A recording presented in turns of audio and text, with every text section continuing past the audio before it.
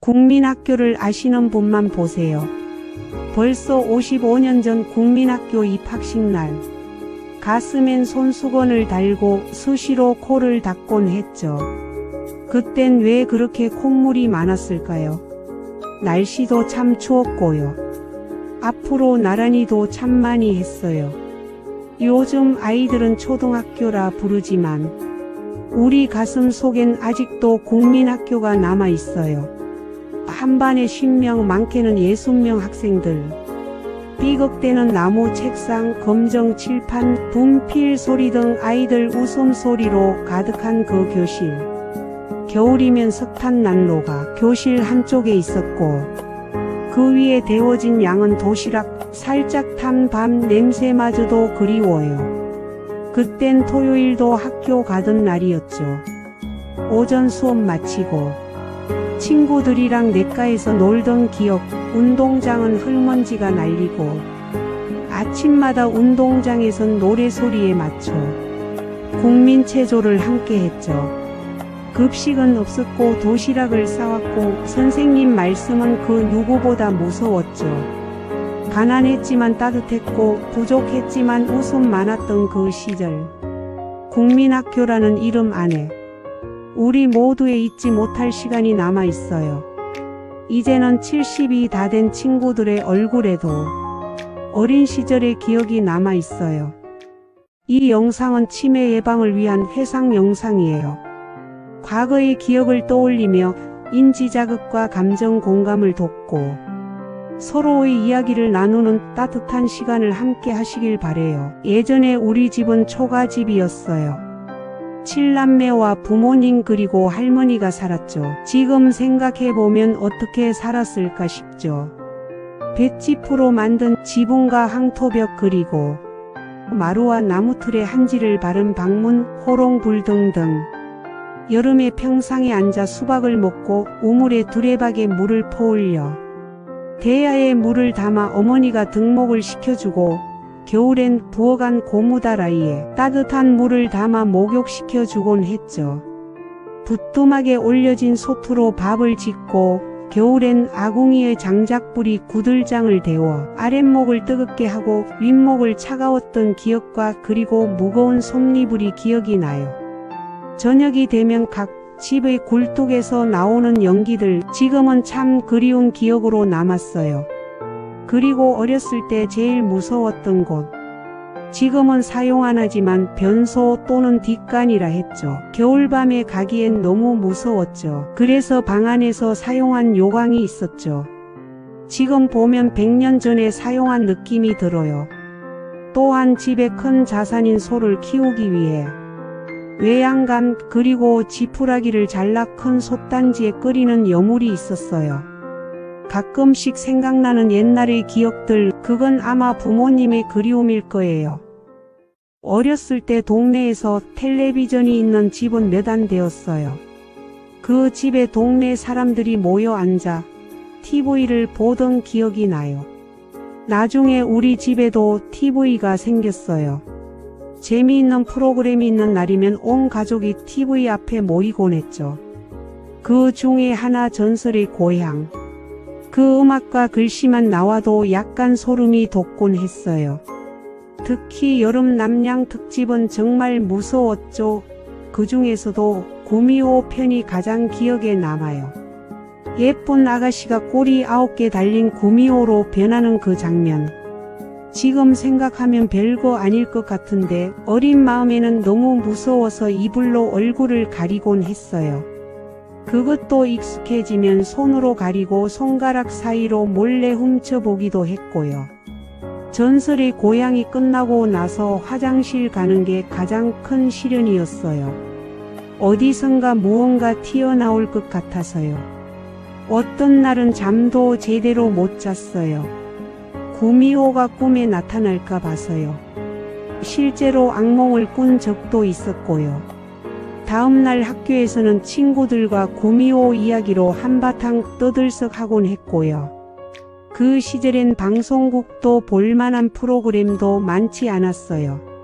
조금만 인기 있으면 온 국민이 보는 프로그램이 되었고요.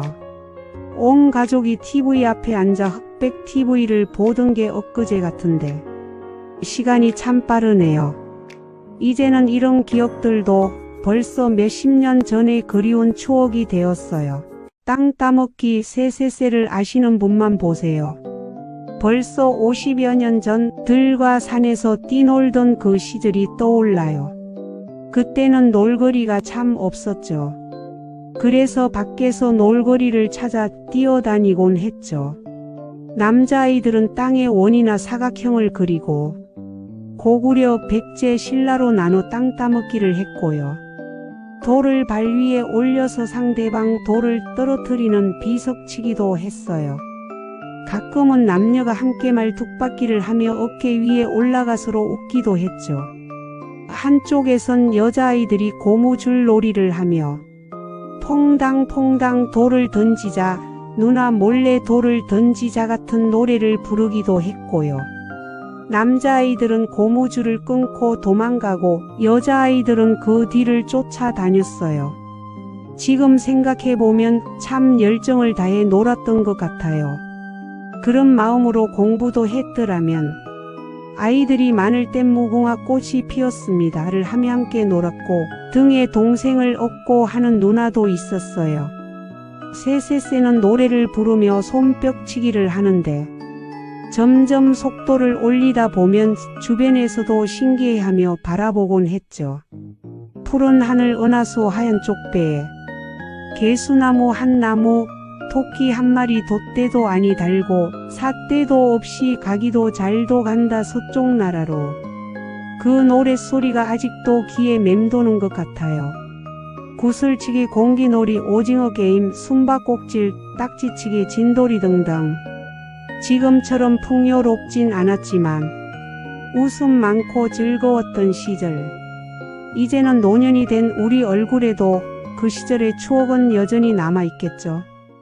어렸을 땐 시골엔 병원이 없어서 많이 아팠을 땐 엄마랑 완행버스를 타고 도시에 있는 병원으로 가곤 했지요. 그때에는 비포장도로가 많아서 1시간 버스 타고 가는 게 멀미도 나고 어찌나 힘들었는지 기억이 나요. 도시에서 타본 시내버스. 그때는 사람들이 참 많았지요. 시골에도 도시에도. 예전에 버스에는 버스 안내양 누나가 있어 사람들이 많을 때에는 안으로 사람들을 밀어넣고 문을 닫지도 않은 채 팔로 사람들 무게를 버텨가며 외치는 소리가 있었어요. 오라이. 이 소리에 맞춰 버스는 출발했지요. 버스를 타기 위해선 회수권을 사용하기도 했었고 토큰도 사용했던 것도 같아요. 정확히 기억은 안 나지만 몇십 원 했던 것 같아요. 버스 안에서는 앉아있는 사람들, 서있는 사람들 짐이나 가방을 잡아 자기 무릎 위에 놓곤 했지요. 또한 교복 입은 형, 누나들은 왜 그리도 어른스럽게 보였는지요. 버스 안내양 누나가 회수권이나 토큰을 거들어 지나가며 외치던 그 소리. 오라이. 가끔씩 버스 안내양 누나가 회수권이나 토큰을 거들어 다니고 오라이 소리치던 그때가 그리운 건 무엇일까요? 이 영상은 치매 예방을 위한 회상 영상이에요. 과거의 기억을 떠올리며 인지 자극과 감정 공감을 돕고 서로의 이야기를 나누는 따뜻한 시간을 함께 하시길 바래요. 예전 여름 장마가 끝나고 8월쯤이면 어김없이 찾아오던 전염병이 있었어요.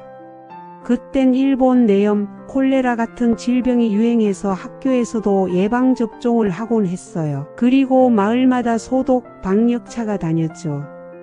부웅 어느 날 마을 어귀에서 들려오는 익숙한 소리, 소독차가 온다. 한 아이가 소리치면 온 동네 아이들이 맨발로 뛰쳐나가 방역차를 쫓아다니곤 했어요. 하얀 연기를 뿜으며 달리는 소독 방역차 뒤를 우리는 두려움 없이 따라갔죠. 기침이 나고 눈이 매워도 괜찮았어요. 그 하얀 연기 속은 마치 마법처럼 신기했거든요. 누가 더 오래 연기 속에 버티나? 그건 게임이었고 놀이였고 여름의 의식 같은 거였어요. 야야야. 거기 들어가지 마라. 어른들 목소리가 들려와도 우리는 멈추지 않았죠. 소독 방역차가 멀어지고 나면 우린 땀과 연기에 흠뻑 젖은 채 웃으며 집으로 돌아왔어요. 그리고 밤이 되면 사각이나 육각의 모기장을 치고 방문을 활짝 열어둔 채 모기장 안에서 가족 모두가 함께 모여 잠들던 기억이 나요. 이제는 각 방마다 선풍기, 에어컨이 있고 여름밤도 시원하게 보내지만 그때의 여름은 참 특별했어요. 어릴 적 맨발로 뛰며 연기 속을 쫓아다니던 그 여름날. 그때는 몰랐어요. 그 시간이 이렇게 그리운 추억이 될 줄은요. 요즘 아이들은 상상도 못하겠죠. 소독 방역차 연기 속을 뛰며 웃던 우리들의 여름. 우리의 여름은 그렇게 흘러갔습니다. 하얀 연기 속을 달리던 아이들처럼요. 이 영상은 치매 예방을 위한 해상 영상이에요. 과거의 기억을 떠올리며 인지 자극과 감정 공감을 돕고 서로의 이야기를 나누는 따뜻한 시간을 함께 하시길 바래요.